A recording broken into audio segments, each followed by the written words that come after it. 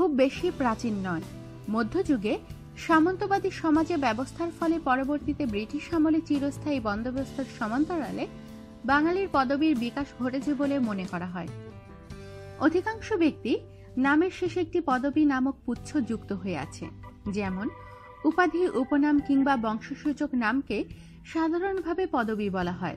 বাঙালির জমিজমা বিষয় সংক্রান্ত কিছু পদবী যেমন হালদার, মজুমদার, তালুকদার, পোদ্দার, সর্দার, প্রামাণিক, হাজরা, হাজারি, মণ্ডল, মোড়ল, মল্লিক, সরকার, বিশ্বাস ইত্যাদি বংশ পদবী রয়েছে হিন্দু মুসলমান নির্বিশেষে সকল সম্প্রদায়ের একান্ত রূপ। বাঙালি মুসলমানের শিক্ষক পেশার পদবী হল খন্দকার, আকন্দ, নিয়াজি ইত্যাদি। আর বাঙালি হিন্দুর শিক্ষক পদবী হল দ্বিবেদী, ত্রিবেদী, চতুর্বেদী ইত্যাদি।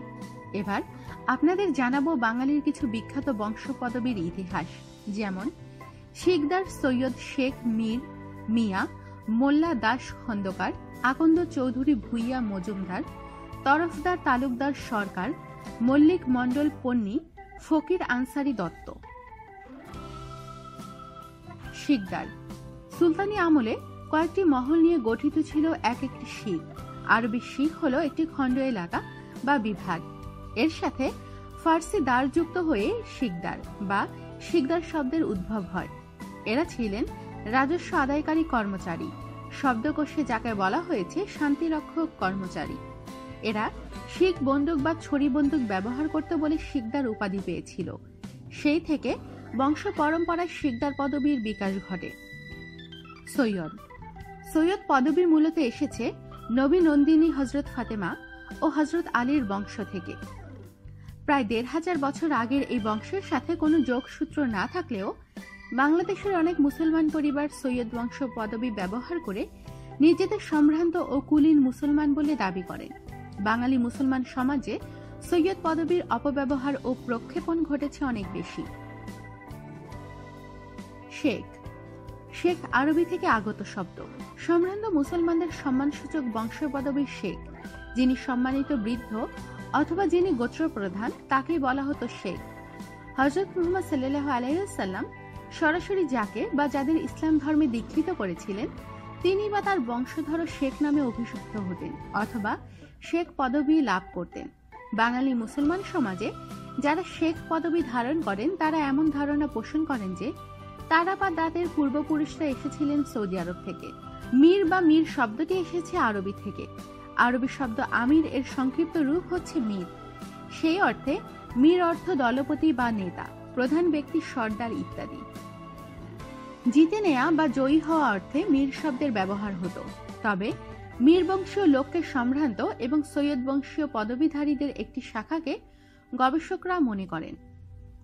মিয়া মিয়া মুসলিম উচ্চপদস্থ সামাজিক ব্যক্তিকে সম্বোধন করার জন্য ব্যবহৃত সম্ভ্রম সূচক শব্দ। এর অর্থে সকল মুসলমানেরই পদবী হচ্ছে মিয়া। বাঙালি হিন্দুর মহাশয় এর পরিবর্তে বাঙালি মুসলমানরা মিয়া শব্দ ব্যবহার করে থাকে। মিয়া শব্দটি এসেছে ফার্সি ভাষা থেকে। মোল্লা মোল্লা এবং মুন্সি বাঙালির দুটি জনপ্রিয় পদবী। তাদের প্রসার প্রায় দেশব্যাপী। বঙ্গীয় শব্দকোষে মোল্লা শব্দের অর্থ ব্যবহার করা হচ্ছে মুসলমান পুরোহিত।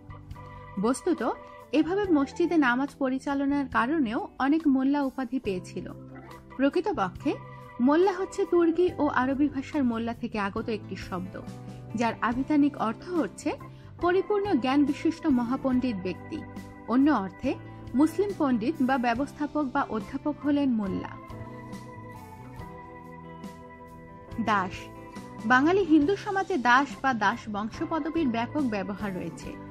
যে সমস্ত হিন্দু সম্প্রদায়ের মানুষ পদবীতে দাস লেখেন তাদের পেশা ধীবর থেকে এসেছে বলে গবেষকরা মনে করেন। আর যারা দাস লেখেন তাদের পদবী স্রষ্টার ভৃত্য চেতনা থেকে এসেছেন। খন্দকার মুসলিম সমাজের ফারসি শিক্ষক হিসেবে খন্দকার বা খন্দকারের পরিচয় পাওয়া যায়। অন্যদিকে খন্দকারের পদবী এসেছে সামন্ত সমাজ থেকে পেশাজীবী হিসেবে। সাধারণভাবে খন্দকার বা খন্দকার অর্থ হচ্ছে কৃষক বা চাষাবাদকারী। চৌধুরী সংস্কৃত চতুধারী শব্দ থেকে এসেছে বাংলা চৌধুরী শব্দ। এর অর্থ চতুর্সীমানার অন্তর্গত অঞ্চলের শাসক। বাংলাদেশের বেশিরভাগ জমিদারদের পদবি হচ্ছে চৌধুরী। আবার অনেকে মনে করেন চৌর্থধারী, যার অর্থ 1/4 রাজস্ব আদায়কারী। সেখান থেকে উচ্চারণ পরিবর্তনের মাধ্যমে এসেছে চৌধুরী। ভূঁইয়া, এই বংশ পদবিটি এসেছে খোদ ভূমির মালিকানা অর্থ থেকে। বাঙালি মুসলিম ও হিন্দু উভয়ের মধ্যে এই পদবীর প্রচলন আছে। বাঙালি হিন্দু সমাজে যারাই ভৌমিক, বাঙালি মুসলমান সমাজে তারা ভূঁইয়া হিসেবে পদবি ধারণ করেছেন। আবার যেসব মানুষ আগে স্থান বিশেষে বন জঙ্গল পরিষ্কার করে বসতি ও চাষাবাদের পত্তন করেছে, তারা স্থানীয় জমিদার রাজার কাছ থেকে ভূঁইয়া নামে অভিহিত হয়ে ওইসব জমিজমার সত্ত্ব লাভ করেছে। মজুমদার, মজুমদার পদবীর মূল আসলে মজুমদার। এর মূল ফার্সি শব্দ হচ্ছে মজবু আন্দার। রাষ্ট্রের ও জমিদারির দলিলপত্রাদির রক্ষক রাজকর্মচারীর জন্য এই পদবী সংরক্ষিত ছিল। হিন্দু মুসলমান নির্বিশেষে সমগ্র বাংলাদেশে মজুমদার পদবীর ব্যবহার লক্ষণীয়। তরফদার, আরবি তরফ এবং ফার্সি দার মিলে তরফদার শব্দের সৃষ্টি। রাজ্যের খাজনা আদায়ের মহলে তরফদারি বা খাজনা আদায়কারীর উপাধি ছিল তরফদার। এই পদবী ব্যবহারকারী গোষ্ঠীর পূর্বপুরুষরা রাজকার্য পরিচালনার কাজে নিয়োজিত ছিলেন। তালুকদার, আমাদের দেশে পরিচিত একটি বংশ পদবী। বাংলাদেশে জমিদারির পর তালুক ভূসম্পত্তির একটি বিভাগ। মোগল ও ব্রিটিশ আমলে রাজস্ব ও ভূমি সংক্রান্ত বিষয়াদি থেকে যে সমস্ত পদবীর উৎপত্তি ও বিস্তার, তার মধ্যে তালুকদার হচ্ছে অন্যতম পদবী। সরকার, সরকার শব্দটি ফার্সি থেকে আগত। এর অর্থ প্রভু, মালিক, ভূস্বামী, শাসনকর্তা, রাজা। অর্থ আদায় ও ব্যয় সংক্রান্ত কর্মচারী ও সরকার। মোগল আমলে এদেশের স্থানীয় রাজ কর্মচারীদের এই পদবি দেয়া হতো। মল্লিক, আরবি মালিক বা মালিক শব্দ থেকে এসেছে মল্লিক বংশ পদবী। ফার্সি মালিক শব্দজাত মল্লিক ভূমধ্যকারী বা জোতদারের উপাধি।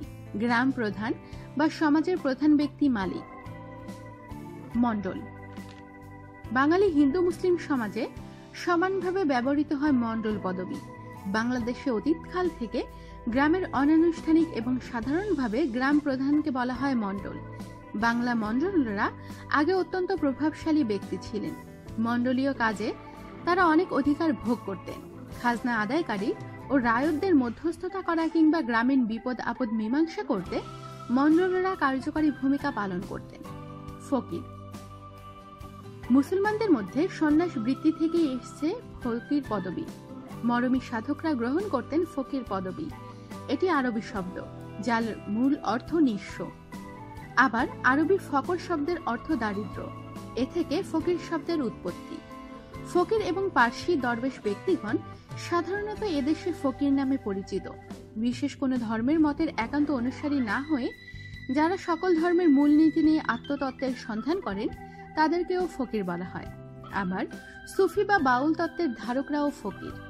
ঠাকুর, বাংলা শব্দের বিশেষজ্ঞ হরিচরণ বন্দ্যোপাধ্যায়ের মতে ঠাকুর শব্দের মূল হচ্ছে ঠাকুর। তার থেকে প্রকৃত ঠাকুর এবং বাংলা ঠাকুর এসেছে।